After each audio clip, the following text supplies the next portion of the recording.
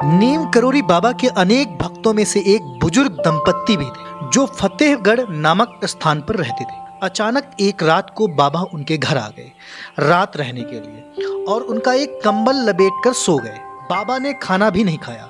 जब बाबा रात को कंबल में सोए थे तो वह कंबल के अंदर बहुत कराह रहे थे, जैसे बाबा को बहुत मार पड़ रही होगी। बुजुर्ग दंपति भी रात भर परेशान थे।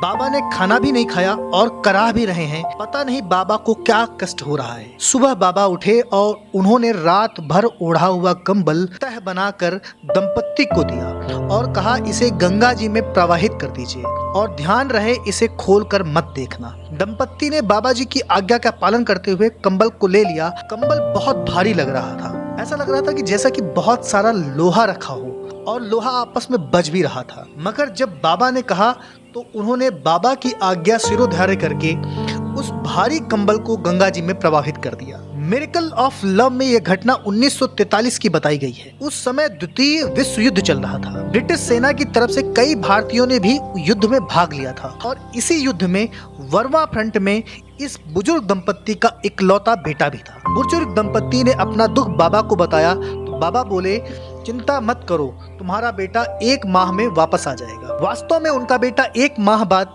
द्वितीय विश्व युद्ध के बाद सकुशल वापस आ गया और उसने अपने माता पिता को बताया कि युद्ध की एक रात उसके साथ एक चमत्कार हुआ। एक रात वह जापानी सैनिकों के बीच में अकेला फंस गया था। जापानी सैनिक रात भर गोलियां बरसाते रहे लेकिन उसे एक भी गोली छू तक नहीं पाई और दूसरे दिन सुबह ब्रिटिश फौज उसकी सहायता के लिए आ गई और वह सकुशल वापस आ गया।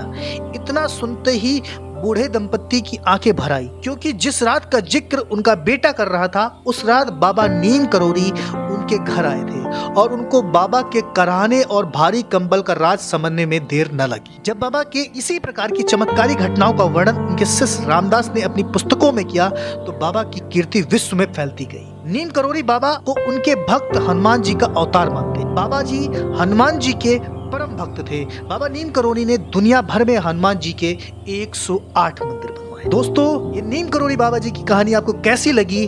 अगर छोटी सी कहानी आपको ये पसंद आई है तो चैनल को लाइक, शेयर और सब्सक्राइब जरूर करें और इसको ज्यादा से ज्यादा लोगों तक जरूर पहुंचाएं। धन्यवाद।